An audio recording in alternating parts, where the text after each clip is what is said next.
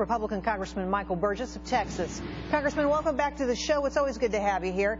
I want to read you what the Treasury Secretary wrote to Harry Reid.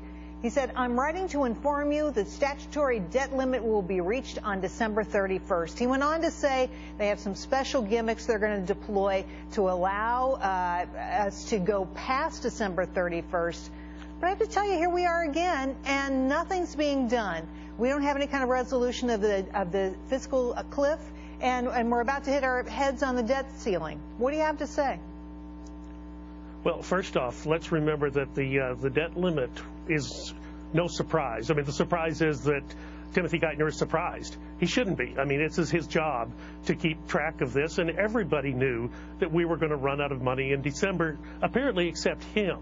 And one of the big secrets during the presidential election, and there were a lot of things that the administration kept from the American people, but one of the big secrets was we would hit this debt limit in December because of the way they have been spending money for the past year. They got $1.2 trillion in January, remember? And we all talked about that. Well, they've blown through it in less than a year's time. Look, so that is problem number one. That's the spending. Well, it is absolutely a problem. There is no doubt about that. But I got to tell you, the general public is blaming Republicans. Look at this Gallup poll. Republicans' handling of the fiscal cliff, do you approve or disapprove? 61% say it's the fault of your party, that we're about to go over this cliff. What do you say? Of course they blame Republicans. That's what people in Washington do. But look, let's be realistic about this. The president owns the economy at the end of the day, whether he wants to admit that or not. This is his job. Now look, I was there in 2003 when the second round of so-called Bush tax policy came through the House.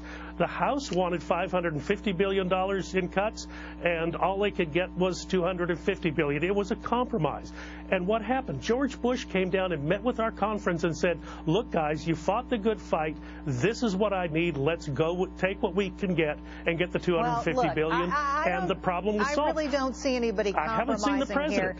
Here's what came from Hawaii. But that's Gerri, where the you president haven't seen the president.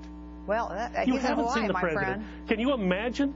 Can you imagine Lyndon Johnson sitting on the sidelines while something like this was going on? I can't imagine Lyndon Johnson going anywhere but Washington and sticking there, frankly.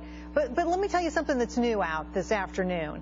Senior administration officials in Hawaii, to your point, saying it's up to the GOP.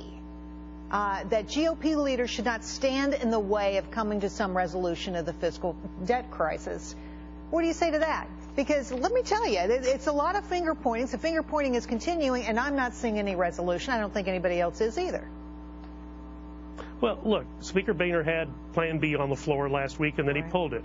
He probably had 200 votes. Had Steny Hoyer come to him and say, look, I got 50 Democrats who will vote with you, the problem would have been over. Do you not think that Lyndon Johnson would have been on the phone getting that deal done had it been in the wings last week? Of course he would.